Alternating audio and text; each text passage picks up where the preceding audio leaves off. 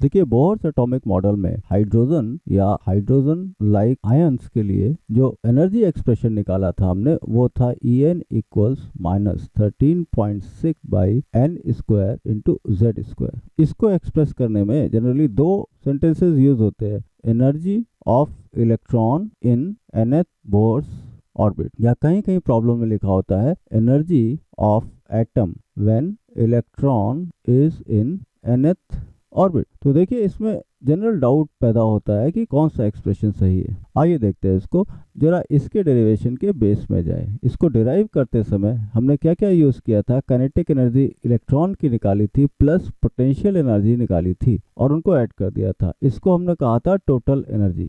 अब देखिए kinetic energy तो इलेक्ट्रॉन की ही है, लेकिन पोटेंशियल एनर्जी जब भी निकालते हैं तो ये किसी सिस्टम के साथ इसको एसोसिएट करते हैं। तो ये जो पोटेंशियल एनर्जी है बेसिकली ये है, यहाँ पे सिस्टम क्या है, इलेक्ट्रॉन एंड न्यूक्लियस।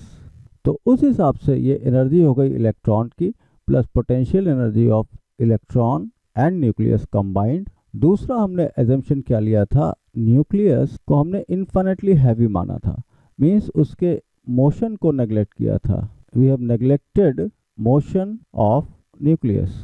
उस हिसाब से देखें तो काइनेटिक एनर्जी न्यूक्लियस की क्या हो जाएगी, मोशन ही नहीं है तो काइनेटिक एनर्जी इसकी जीरो हो जाएगी। तो ये टर्म जो है यहाँ पे जो निकाला है, अगर इसको हम इस तरीके से लिखें En, ये हो गया kinetic energy of electron in nth Bohr orbit plus potential energy of the system plus kinetic energy of nucleus.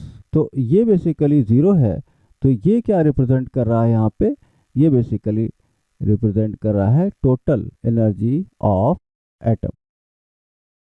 तो इस हिसाब से En क्या रिप्रेजेंट करता है, ये रिप्रेजेंट करता है energy of atom when electron is in nth orbit. तो ये सेंटेंस बेसिकली सही है, लेकिन कहीं ये सेंटेंस भी यूज हुआ है तो उसको भी हम इसी सेंस में लेंगे कि ये energy of electron in nth Bohr's orbit basically क्या है, टोटल एनर्जी ऑफ एटम।